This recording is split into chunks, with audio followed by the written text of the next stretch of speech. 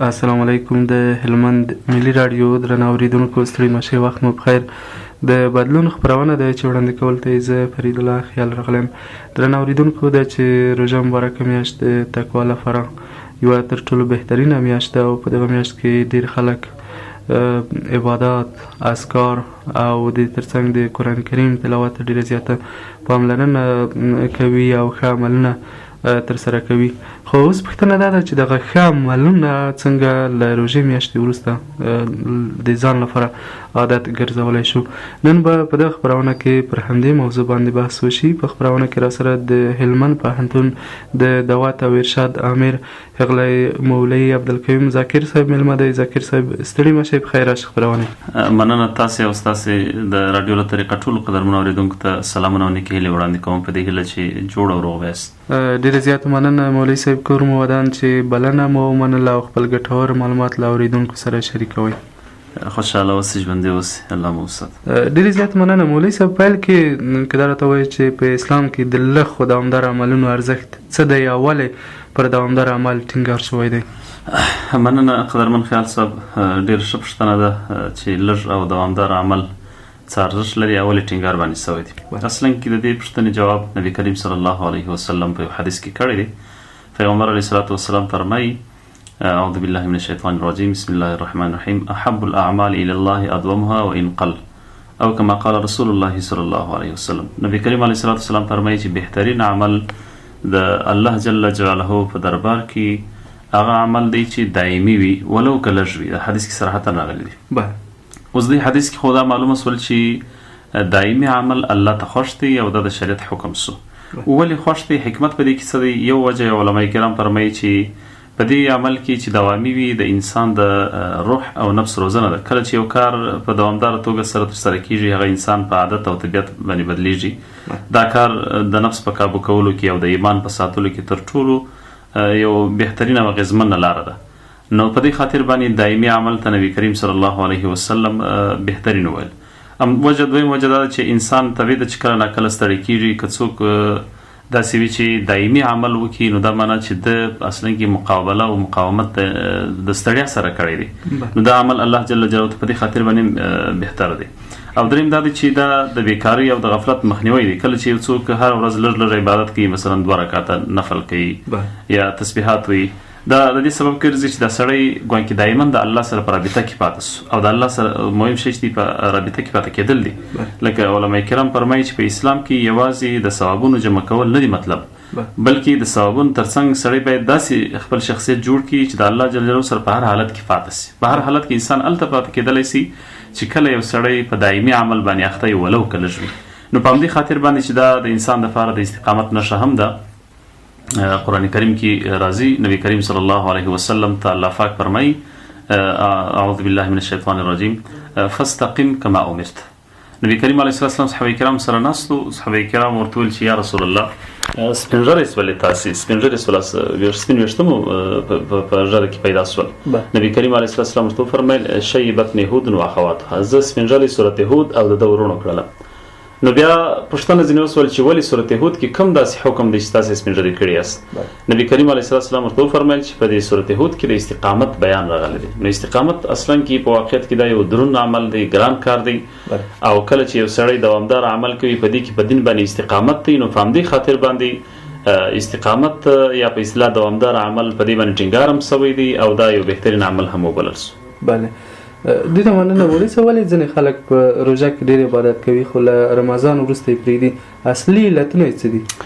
اصلا یو وجه خو دا ده چې د انساني عادت او چاپیریال تاثیر پر انسان باندې ډېر زیات وي. انسانان د چاپیریال او د عادت له مخې عمل کوي. په رمضان کې په ټولنه کې او کورنۍ کې د عبادت لپاره یو خاص ځانګړې فضا برابره شوې وي. مساجد ډک وي، همدغه رقم په کلیوالۍ کې په مساجدو کې خلک ودین ته متوجي. وروسته رمضان څخه دغه چاپیریال او دغه حالت او د فضا له منځه څخه ځي. نو په همدې خاطر باندې د عادت ځواک کمزوري کېږي او انسان د عبادت دوام نه ورکوي. او دویم شی دا دی چې په رمضان کې اصلا د ثواب هڅونه او تمرکز ډېر زیات دی. علماء کرام له منابر اللارې څخه خلک تمرکز ډېر زیات کوي په عباداتو باندې، په نیکو اعمالو باندې. او دریم علت دا هم دی چې نبی کریم صلی الله علیه وسلم حدیث کې راځي چې کله د روژې میاشت راسي نو د جنتونو دروازې خلاص سي او د جهنمونو دروازې وتړل سي. وصفدت الشیاطین، نبی کریم علیه السلام فرمایي چې شیطانان وتړل سي. نو کله چې شیطانان وتړل سي په همدې خاطر باندې انسان عموما داسې دی چې هغه بیا لږ حرکت وکړي د دین په طرف باندې کوشش کوي. نو د څو علتونو دي په همدې خاطر باندې خلک پروژه کې زیات عبادت کوي چې فضا هم ورته برابر وي او د انسان هغه د ګمراهي په اصطلاح چې اصلي عوامل شیطانان دي هغه هم تړل سوي وي په همدې خاطر باندې. نو بیا انسان ډیر دوام کوي او که چیرې داسې وي چې خدای مکه د روژه تېره سي بیا خلک داسې دغه فضا سره هم لږ مصروفیتونو ته واوړي، مصروفیتونه یې زیات سي. نو همدغه وجه ده چې دی بیا تمرکز ډیر په عبادت باندې نه کوي. بله ډیره مننه. انسان څنګه کولی شي پروژه کې یو ښه عمل انتخاب کړي او هغه د ژوند په عادت بدل کړي؟ اصلا په روژې مبارکه میاشت کې یو وخت باید سړی عبادت ته ځانګړی وټاکي، لکه د قرآن کریم تلاوت دی یا مثلا نفل لمونځ دی یا صدقه ده چې په ورځني ژوند کې باید دوام ورکول وي، اسانه وي. او عبادت د وخت او ځای د مقدار له مخې باید ساده وي. یعنی هدف مې دا دی چې سړی که غواړي چې همیشه بهترین عبادت انتخاب کړي او د روژې وروسته سړی باندې پاتې سي همیشه، یو وجه همدا ده چې سړی باید عبادتونه ډېر داسې شاقه په ځان باندې نه کړي مقرر چې بیا وروسته نشي کولی. عموما داسې وي خلک چې په روژه کې دومره ډېر زیات شاقه او دروند عبادتونه په ځان باندې انتخاب کړي چې وروسته یې بیا نشي کولی. غالبا حضرت عبدالله بن مسعود رضی الله عنه راځي چې کله د سپین ږیري سو د وایي ډېر زیات ژړل په همدې خاطر باندې چې ډول چې ما په ځوانۍ کې ډېر زیات عبادتونه شروع کړي چې په سپینږیرتوب کې اوس نسم کولی چې کله بوډا شولم. نو هدف مې دا دی چې سړی باید ځان ته یو تګلاره وټاکي، لکه تلاوت دی مثلا په طور، لمونځ دی، نفلي صدقه ده او داسې نور واخلي او کوچنی هدف ځان لپاره انتخاب کړي او خو دوامداره وي. او په رمضان کې د عبادت سره یو روحاني علاقه باید انسان پیدا کړي چې یعنی عبادت کوي باید دی خوشحاله واوسي. که چیرې د عبادت سره یو روحاني علاقه نه وي دا تنها یو عادت دی، دا دایما بیا نشي کېدلی چې کله سړی په زور باندې فکر کوم دی په عبادت باندې ولاړ یا داسې وي چې مثلا په طور ځان په دې میاشت کې د مکلفیت بولي. نو هدف مې دا دی چې د قرآن باید تلاوت همیشه وکول سي په یو روحاني تعلق باندې او هر ورځ څو آیاتونه یا صفحه یا څه لږ وي که ډېر سر عبادت باید وکول سي، نفل لمنځونه سهار ماښام یا د شپې نفل کول، همدا رقم یا نور تسبیحات دی، ذکر او اذکار دي. دا هر څه چې کوي مهمه دا ده چې سړی باید کوشش پکې وکړي چې یو روحاني علاقه ورسره ولري. لکه حدیث کې راځي نبی کریم صلی الله علیه وسلم فرمایي اخلص عملک لله یثبت لك او کما قال رسول الله صلی الله علیه وسلم. نبی کریم علیه السلام فرمایي ته چې هر عمل کوي دا په اخلاص کوه، چې کله اخلاص پکې پیدا سي خپل الله په تا ته په دې عمل باندې ثابت قدمي در پیدا کوي، یعنی ته دوام باندې کولای سي. نو هدف مې دا دی چې زموږ اصلا کې یو ستونزه هم دا ده چې موږ په عبادت کې تنها عادت کوو، یعنی مطلب روحاني علاقه مو نه ورسره. عبادت موږ ته خوشحالي نه رابخشي. حضرت امام ابو حنیفه رحمه الله په باره کې راځي چې امام ابو حنیفه رحمه الله وویل چې ما ته په 2 رکعاته نفل کې دومره خوشي محسوسیږي چې فکر نه کوم چې یو عادتي شراب خور ته چې ډیر خماري وي په شرابو کې دومره لذت محسوسیږي. دا هغه معنوي علاقه ده د انسان. نو معنوي علاقه ضرور ده په عبادت کې. ډیره مننه مولوي صاحب. کوم کوچني خو مهم عملونه چې هر مسلمان کولی شي له همدې رمضان څخه پیل کړي؟ کوچني عملونه اصلا کې اول چې موږ ته نبی کریم صلی الله علیه وسلم احادیث کې راښولي دي، پیغمبر علیه الصلاة والسلام فرمایي افضل الذکر لا اله الا الله او کما قال رسول الله صلی الله علیه وسلم. بهترین عمل او ښه عمل اول ذکر چې هغه سړی حد اقل دا کلمه وایي چې لا اله الا الله لا اله الا الله. دا یو کوچنی عمل دی او د دې ترڅنګ ضرور دا نه ده چې یو سړی به خامخا په روژه کې نو قرآن شریف وار وار ختمي یا به نو خامخا یو واري ختمي. روزانه د تلاوت وکي چې د نستړی کی لږ لږ د کی پروا نه لري. دا ښه خبره ده چې تلاوت دومره وځي چې سړی قرآن کریم ختم کی، خو کچیر داسې چې د باندې سختی راولي، تکلیف راولي، ستړیا ته هڅوي او په د باندې فشار او بوج روحاني، نو بیا دا چې لږ تلاوت وکي چې د عبادت سره علاقه پاتې سي. او دا د دې ترڅنګ لمونځ چې کوي هم د دې لپاره کوشش دی وکړي چې یو خاص و ځانګړی وخت ورته انتخاب کړي، لږ دی کوي خو په ښه علاقه دی کوي. مرسته چې کوم کوشش دی وکړي هغه ځای ته چې دی رسیدګي کولی سي د ګاونډي سره نږدې سره، نو مطلب دا دی چې د هلته کېدلی شي چې سړی اسانه اسهل عبادتونه انتخاب کی او بیا په دې باندې دوام کولی شي او بیا کولی شي چې سړی پکښې مخلص هم پاتې شي. ډېره مننه. د نیت او اخلاص رول د عملونو په دوام کې څومره مهم دی؟ نبی کریم صلی الله علیه وسلم حدیث کې راځي اعوذ بالله من الشیطان الرجیم بسم الله الرحمن الرحیم انما الاعمال بالنیات وانما لكل امرئ ما نواه. دا حدیث د نبی کریم صلی الله علیه وسلم دومره لوړه مرتبه لري چې علماء کرام فرمایي چې د زرهاو احادیثو نه چوړ کې چې علماء کرام کوم خاص مهم احادیث را جمع کړي دي یو حدیث هم دا دی چې هدف هم دا دی چې یوازې د شخصیت یوازې هغه شخص چې د اعمال د الله په دربار کې حسابېږي چې صادق نیت ولري هلته یعنی په عبادت کې نیت نه وي هغه عبادت الله په نسبت باندې منظور نه دی. کله کله داسې حرکتونه وي چې ظاهرا غلط برخورد معلومیږي چې نیت صحیح شریعت ثواب باندې ورکوي. ښه مثال هم داسې دی، اوس یو سړی مثال پر لارې را روان دی، موټر را روان دی تیز، یو بل سړی چې ګوري چې دا سړی په موټر باندې یا ړوند دی مثلا موټر یې وهي نو پورې وهي دکایه ورکړل، دا سړی چې غوزار سو غاښونه یې مات سو. اوس قاضي ته ارسو چې د سړي زه پورې ولم زما غاښونه یې را مات کړل. اوس که دغه حادثه په عام وختونو کې وسي دا چا چې پورې ولی دی دغه سړي به د غاښونو دیت ورکوي، خو چونکې د ژوند د ژغورلو په خاطر یې پورې ولی دی شریعت کې د هېڅ حق هم نه باندې لري ولو کې ټوله ځامه وتلی وي.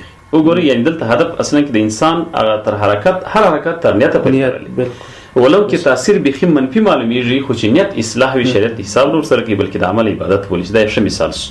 نو هدف مې دا دی چې د اعمالو ټول قبولیت او دارمدار هغه تر نیت پورې تړلی، که نیت د الله دپاره وي صادق وي، حتی که عمل کم وي بیا هم چې دوام پیدا کولی شي چې نیت صحیح وي، ځکه انسان یې د ثواب د ترلاسه کولو لپاره نه بلکې د الله د رضا لپاره کوي او دا په نیت سره کېږي. او دویم شی چې هغه کله چې یو عمل یوازې د الله دپاره وي نو بیا او نیت پکښې صحیح وي نو بیا انسان باندې فشار نه وي، د چاپېریال څخه نه متاثره کېږي، په اصطلاح د خلکو د بدو ملګرو څخه نه متاثره کېږي. نو دا هغه ټول علتونه دي. نیت مهم شی دی په عبادت کې باید وي. ډېره مننه. که یو انسان غواړي هره ورځ عبادت وکړي خو سستي یا مصروفیتونه یې مخه نیسي څه باید وکړي؟ قدرمن خیال صاحب ډېره ښه پوښتنه ده او ډېره عمیقه ده چې سستي په مقابل کې باید څه وکړي، یا ځینې خلک یې د مصروفیت له مخې څخه نشي کولی چې عبادت وکړي. اصلا کې د وخت مدیریت او لومړیتوب ورکول دا د هر انسان دنده ده چې د ورځني مصروفیتونو سره سم د عبادت لپاره باید ټاکلی وخت وټاکي. کله چې انسان په خپل چارو کې تقسیم اوقات ولري بیا سستی په انسان باندې سره تللی، او دغه یوازینی شی دی چې د دنیا مسلمانان یې د ډېرو لوړو اهدافو څخه پاته کړي دي چې هغوی په خپل ورځني ژوند کې تقسیم اوقات نه لري. یعنې دوی هر وخت چې طبیعت وغوښتي بس هغه وخت کې عبادت کوي، هر وخت چې وغوښتل هغه وخت کې کار کوي. مهم شی دا دی اول خو چې باید سړی د هر څه دپاره تقسیم اوقات جوړ کړي. کله چې تقسیم اوقات له مخې انسان روان وي بیا نه سستي تاثیر کولی شي په انسان باندې او نه مصروفیت، ځکه د هر شي وخت به معلومي. خو یو شی دسته چې د سستي په باره کې اصلا کې چې سړی عبادت د سستي په خاطر نه کوي دا یو مسله ده، او که د مصروفیت په خاطر پاتې کېږي دا بله مسله ده. د سستي په خاطر باندې زموږ د قرآن فیصله ده چې اصلا انسان کله په د په زړه کې د نفاق نشي پیدا سي نو د سستي په خاطر باندې عبادت کې کمزورتیاوي کوي. لکه آیت کې راځي قرآن پاک کې الله فرمایي د منافقانو باره کې اذا قاموا الى الصلاة قاموا کسالى، د منافق نښه دا ده چې کله لمانځه ته ځي نو سست کېږي.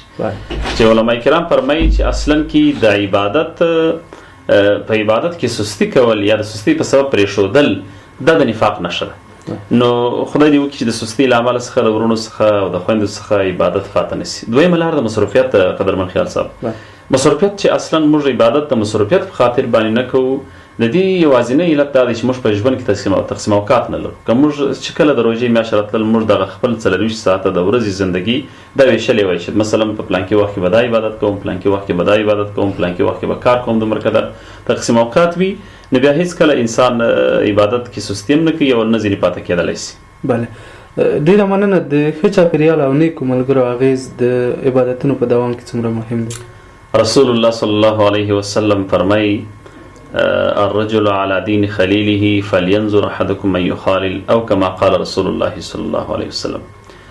د ملګري په باره کې خو نبی کریم علیه الصلاة والسلام فرمایي چې انسان چې وي همیشه د خپل ملګري په نظر باندې وي، نو کله چې تاسې وړاندې د یو چا سره ملګرتیا شروع کوئ وی ګورئ فلینظر احدکم من یخالل چې له چا سره ملګرتیا شروع کوئ تر ملګرتیا له مخه دی وګوره چې دی ستا د دیانت خنډ خو به نه واقع کېږي ستا د عقیدې سره غلطه عقیده نظریه خو به نه لري ستا د دیني ارتقا او ترقۍ په اصطلاح سبب خو به نه واقع کېږي مخیل خو به نه واقع کېږي خلل خو به نه راولي نو دا حدیث موږ ته کافي دی چې د ملګري منفي اغیز د هلته کېدلی شي چې موږ د ملګري په انتخاب کې فکر ونه کړو د الله د پیغمبر صلی الله علیه وسلم په دې حدیث باندې عمل ونه کړو که زموږ ملګرتیا د اهل دین خلکو سره وي د دیندارو خلکو سره وي نو بیا موږ دین ته هڅوي له دین او د عبادت څخه مو نسي په شا کولی او دویمه خبره چې د چاپیریال څومره تاثیر لري ډیر زیات لکه څنګه چې ملګري په باره کې نبی کریم علیه السلام خپله وړاندوینه وکړله چې بد ملګری ستاسې باندې منفي اغیز لري تاسې په عقیده کې ستاسې په عبادت کې چاپیریال هم چناندا رقم دی نبی کریم صلی الله علیه وسلم فرمایي اتقوا مواضع التهمه هغه ځایونه د چاپیریال له هغه ځای څخه چې تر اتهام لاندې له تاسې مه ورنږدې کېږئ دوه علته دي یو خو دا دی چې خلکو په تهمت کې واچوي دویم دا چې دغه چاپیریال چې منفي ځای دی غلطه ساحه ده ته ورته ورځي د انسان طبیعت دی خامخا به ورځې پکښې واقع کېږي نو د دې حدیث هم معلومه شوله چې چاپیریال او ملګری دا دواړه په انسان په اعمالو کې مثبت او منفي رول لري که چیرې منفي ملګری وي غلط ملګری وي ستا په ژوند کې ستا په دیانت کې منفي تاثیرات پیدا کولی شي او غلط چاپیریال وي نو خامخا ستا په ژوند کې منفي تاثیرات پیدا کولی شي که مثبت چاپیریال ښه چاپیریال ته ځي مثلا د دیني حلقو ته ځي یو ځای ترجمې ته کښېنې یو ځای د ذکر او اذکارو په حلقه کې کښېنې یو ځای داسې چا سره ملګرتیا کوي ورسره کښېني چې هغه د اهل دین خلک وي لازما به دا په تا باندې مثبت تاثیر کوي او تا به لازما د دین په تر کې په دوام د دین په عبادت په همیشهتوب کې به ته لګیا یې بله ډېره زیاته مننه مولوي صاحب دغه کورنۍ چې د واقعا هم د خپلو د کورنۍ غړو لپاره د یو اساسي بنسټ یا تګلارې لار رول لوبولی شي په دې برخه کې کورنۍ څنګه کولی شي چې د عبادت او نیکو عملونو فضا په کور کې رامنځته کړي ډېر مننه قدرمن خیال صاحب محترم چې قرآن او حدیث دواړو په دې باره کې موږ ته لارښوونه کړې ده چون دا یو بهترینه پوښتنه ځکه ده چې د انسان په جوړ کې لومړنی رول د کورنۍ دی او الله پاک موږ ته په قرآن پاک کې فرمایي وامر اهلک بالصلاة واصطبر علیها دا اصلا کې هغه کورنۍ چاپیریال جوړونه ده چې الله فرمایي نبی کریم علیه السلام ته بلکې خطاب ټول امت ته دی چې خپل اهل په لمانځه باندې امر کوه څه مطلب یعنی په کور کې کورنۍ چاپیریال مو د دیانت جوړ کړي د دیندارۍ جوړ کړي واصطبر علیها او په دې باندې د دوام دپاره هم کار وکړي نو معنا دا چې خپل اهل او کورنۍ ته د لمانځه امر وکړي د دین د عبادت او په دې باندې د صبر کولو درس ورته ورکړي نو د کورنۍ عبادت او دینی فضا جوړول دا یو اسلامي مسؤلیت دی لازمانه باید موږ خپل کو موږ چې اصلا په دیانت کې کمزور یو یوه وجه هم دا ده چې موږ خپل د دینی مسؤلیت نه دی ادا کړی خصوصا مشران په کورنۍ کې هغه تنها خپل مسؤلیت دا بولي چې د کشرانو دپاره نفقه برابره کړي یو جامه ورته برابره کړي او یا که چیرې جنجال راځي دی جواب ووایي مثلا په طور یا دی فقط د دنیا په چارو کې سپارښتنې ورته وکړي نه اصلا کې د کورنۍ د غړو خصوصا د مشرانو یوازینی یو مسؤلیت دا دی چې خپل دینی مسؤلیت ادا کړي کورنۍ کې باید دینی چاپیریال برابر سي دینی فضا برابر سي او کشران و دین ته وهڅوي د دې ترڅنګ نبی کریم صلی الله علیه وسلم حدیث کې مرضی پیغمبر علیه الصلاه والسلام فرمایي خیرکم لاهله وانا خیرکم لاهلی او کما قال رسول الله صلی الله علیه وسلم نبی کریم علیه السلام فرمایي چې په تاسو کې بهتر څوک دی بهتر څوک ماغه دی چې د خپل خاندان لپاره ښه بهتر کس څه مطلب یعنی ښه کورنۍ چاپیریال جوړ کړی دینی فضا جوړ کړی او نبی کریم علیه السلام فرمایي زما خپل ځانګړنه هم دا ده چې زه د خپل اهل لپاره بهتر انسان یم په دې خاطر چې خپل کورنۍ ته مې ښه دینی چاپیریال دینی فضا جوړ کړی نو د آیات او د حدیث د دواړو تقاضا دا سول چې د یو کورنۍ دپاره لومړنی دینی مسؤلیت دا دی خصوصا د مشرانو دپاره چې کورنۍ کې باید داسې یو چاپیریال جوړ کړي چې د کور ځوانان د کور نجونې او د کور کشران ټول د الله په دین باندې دایما پاتې سي صبر باندې وکړي او د الله په دین باندې داسې قایم پاتې سي غلطې لارې انتخاب نه کړي ډېره مننه مولوي صاحب که یو څوک ښه عمل پیل کړي خو بیا یې پرېږدي او آیا بیا یې له سره پیل کولی شي دې لپاره څه مشوره ورکوئ بالکل انسان اسلام داسې د انسان لپاره تل چې د توبې تلقین ورکړی دی او د توبې دروازه چې دایما خلاصه کړې د دې معنی دا ده چې انسانان به خامخا داسې کېدلی سي چې کله نیک عمل وکړي او بیا ځینې پاتې سي بیا کله ګناه ته واوړي خو بیا بیرته توبه وباسي که نه حدیث کې راځي نبی کریم صلی الله امام حاتم رحمه الله خپل کتاب کې دا واقعه نقل کړی ده چې نبی کریم علیه الصلاۃ والسلام ته صحابي راځي بغای وي جاړي چې واذن وباه یا رسول الله غرق سولم ګناهونه می کړی دي دا الفاظ څو ورته مقرر وایي نبی کریم علیه الصلاۃ والسلام ورته وایي چې ولي وایي چې یا رسول الله دا ګناه رسخه سوی نو نبی کریم علیه الصلاۃ والسلام ورته ورکښینه بیا ورته ویل چې توبه له کړي ګناهونو څخه وباسه او دا دعا وکړه چې اللهم مغفرتك اوسع من ذنوبي ورحمتك ارجع عندي من عملي. دا الفاظ نبی کریم علیه السلام درې واره مقرر ویل دی ورسره وایي نبی کریم علیه السلام زیری ورته ورکړي چې بس مبارک دي سه الله ستا توبه قبول کړي. نو هدف مې دا دی چې اسلام چې د انسان دپاره تل د توبې تلقین ورکړی دی او د توبې وخت یې نه دی مشخص کړی بس وتوبو الی الله فرمایي چې توبه وباسي الله ته دا معنا چې که سړی عمل شروع کړي او بیا یې بیرته پرېږدي بیا یې له سره پیلولی هېڅ پروا نه لري او قرآن پاک کې هم داسې که یو عمل د سستي مصروفیت یا د ګناه له امله څخه ودرول سي بیا د پیل کولو او د ثواب او د اجر سبب الله پاک ذکر کړی دی. آیات کې راځي الله پاک فرمایي قل یا عبادی الذین اسرفوا علی انفسهم لا تقنطوا من رحمت الله ان الله یغفر الذنوب جميعا. الله فرمایي ورته وایه بندگانو ته یا رسول الله صلی الله علیه وسلم چې چا په ځان باندې ظلم کړی وي ګناه یې کړی وي نو اوس داسې نه کوي چې وایي زه اوس هغسې مې ګناه وکړل بیا توبه نه وباسي. لا تقنطوا من رحمت الله د الله د رحمت څخه مه ناامیده کېږي ول ان الله یغفر الذنوب جميعا الله ټول ګناهونه بخښي خو چې توبه انسان وباسي. نو له دغه آیات څخه مطلب دا دی درس موږ ته دا دی چې د عمل که چیرې پاته سي که د سستي له اړخه څخه وي که خدای نه کړه د ګناه په سبب باندې بیا پیل کولې د توبه کولو او د الله د رحمت غوښتلو لاره سړی توبه وباسي او الله جل جلاله ته بیا راجي سي. حدیث کې راځي نبی کریم صلی الله علیه وسلم فرمایي کل بني آدم خطأ وخیر الخطائین التوابون او کما قال رسول الله صلی الله علیه وسلم. علامه ابن قیم جوزی رحمه الله خپل کتاب کې دا حدیث را نقل کړی دی فرمایي نبی کریم علیه السلام چې هر انسان خطا لري خو ښه خطاوتونکي دا دي چې توبه بیرته وباسي. نو د دې حدیث هم تقاضا دا ده چې انسان که چیرې خدای نه کړه داسې وي چې دی نیک عمل یې پیل کړی وي بیا یې پرېږدي د ګناه په سبب وي د محیط چاپېریال په سبب باندې وي یا د سستۍ په سبب باندې بیرته توبه وباسي الله ته بیرته راځي سي. د الله پیغمبر صلی الله علیه وسلم فرمایي دا یو ډېر ښه بهترین خطاوتونکي انسانان دي. ډېره زیات مننه مولوي صاحب. د خپرونې په وروستیو کې اورېدونکو ته ستاسو پیغام څه دی چې څنګه کولی شي له روژې وروسته هم خپل ښه عملونه وساتي؟ قدرمن خیال صاحب اصلا کې دا یو مهمه موضوع ده که موږ بیخي دې ته کوشش باید وکړو چې یو جلا ځانګړې موضوع په دې باندې خلکو ته یو پوهاوی ورکړو.